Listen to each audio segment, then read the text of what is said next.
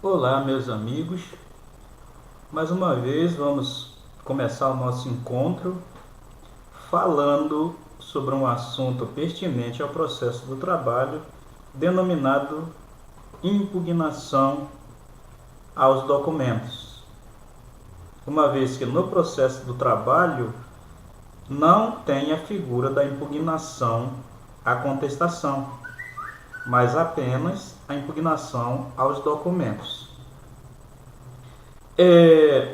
Mas isso tem uma situação que nós temos que ver aqui. A impugnação na Justiça do Trabalho não impede que você, ao analisar a contestação da parte contrária, venha aparecendo um fato novo, um fato que não constava na inicial e nem consta nos documentos e nem nas informações do seu cliente, quando você está pela parte reclamante, o autor. Nesse caso, se vem um fato novo elencado na defesa, eu tenho em mente que não há problema nenhum que você faça a impugnação desses fatos, se eles não corresponderem com a verdade. Até mesmo para que se cumpra o princípio da eventualidade e da concentração das provas no processo. Então você não deve deixar que um fato elencado na defesa ele passe em branco na impugnação, por conta que, assim agindo, pode ser que você encontre um magistrado formalista que queira tomar como verdadeiro aqueles fatos que não foram impugnados. Passando desta fase, você vai adentrar no teor dos documentos juntados. O que se recomenda numa hora dessas? Todo documento juntado ele tem o objetivo de produzir uma prova sempre em favor daquela parte que junta. Geralmente, quando é o reclamado, ele quer trazer um fato modificativo daquele direito que é pleiteado na sua inicial. Lógico que você estando diante de um documento que a própria parte contrária juntou, mas que esse documento beneficia seu cliente, você, ao invés de impugná-lo, você vai valorar esse documento a seu favor. Isto porque não há divisibilidade de provas, é um princípio do processo civil que se aplica também no processo trabalhista, em que não há indivisibilidade de provas. Logo, você tem que pegar aquela parte material do documento, ou formal que seja, que você aproveite como prova. Então você, na realidade, não vai fazer uma impugnação, você vai pontuar as situações, as particularidades que aquele documento trazem de benefício para seu cliente. Então, você vai pegar um processo, tipo processo eletrônico hoje, você vai ter lá uma sequência lógica de documentos com seu respectivo identificador, o famoso ID. Então, se recomenda que você organize todos aqueles IDs de documento, e se a parte contrária juntou documentos desordenadamente, você simplesmente organiza os IDs para que o juiz, o julgador, tenha facilidade de analisar aqueles documentos, mesmo que a parte contrária tenha colocado eles em desordem no processo. Então você junta recibo de salário, você junta todos os IDs, certo? Referente a recibo de salário, mesmo que eles estejam desordenados, veja bem. Depois, você vai olhar a parte material daqueles documentos e verificando, por exemplo, se você pedir hora extras, se naquele recibo de salário constam hora extras. E o que você vai ver também?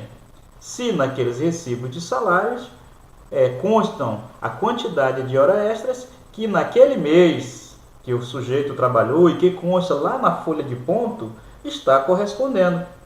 Isso se você quer admitir a folha de ponto também como verdadeira. Porque há casos em que há sobrejornada de trabalho pelo seu cliente, em que não está marcado nos registros de ponto.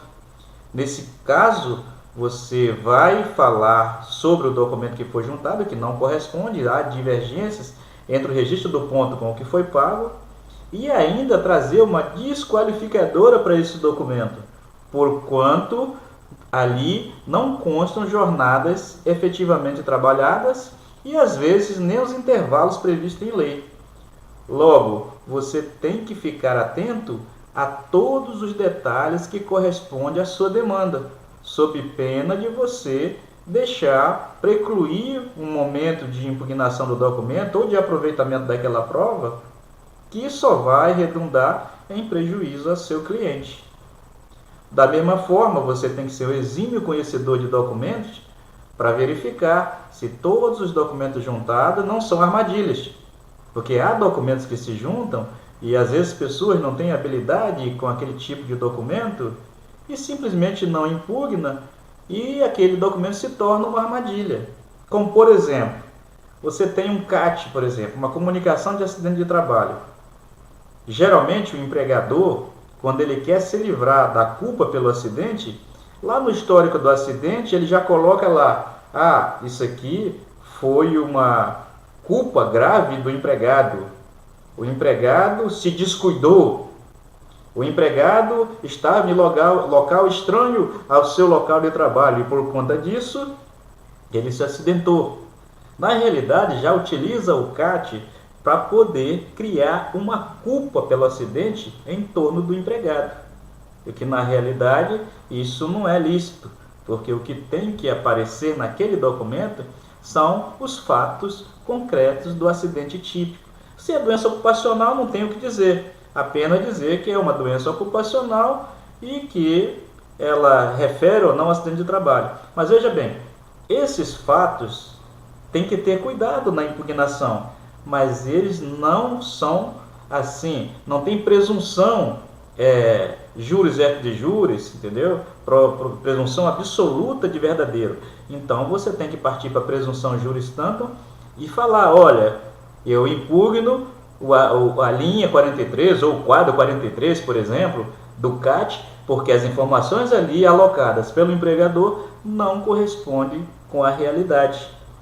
Isso você vai encontrar na folha de ponto, nos requerimentos para o INSS, nos recibos de salários, nas férias, que às vezes não consta as médias de hora extra, está tudo sem média, entendeu? Nos adicionais, que às vezes não constam no registro de ponto, e muitos outros documentos, 13º salário e etc., em que você vai encontrar correlações com os demais documentos ou com a realidade do contrato e que você tem que fazer a respectiva pontuação.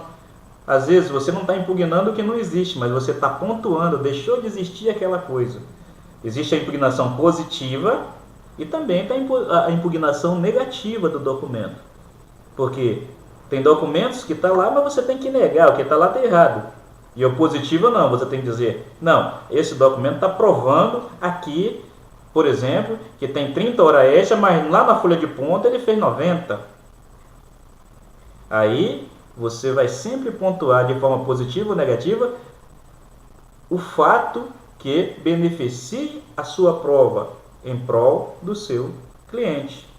Então não há segredo fazer a impugnação.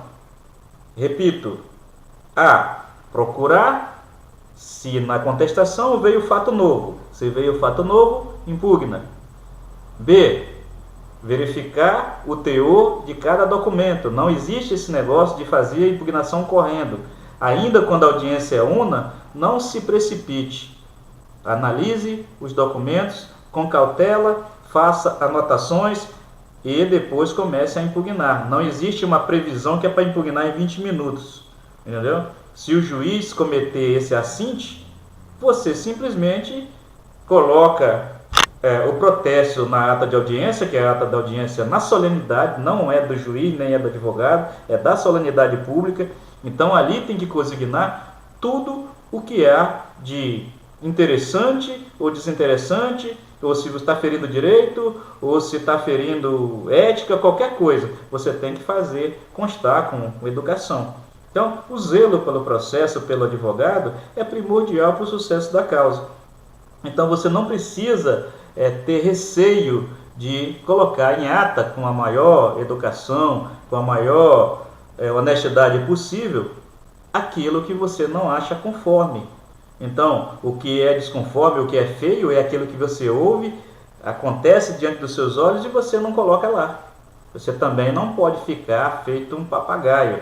O papagaio ou balança-moita é aquele advogado que está em audiência e está ali para fazer o direito e às vezes por um descuido ou uma falta de preparo fica fazendo coisas que não cabem no processo ou teimando com o juiz sobre coisas que não cabem no processo.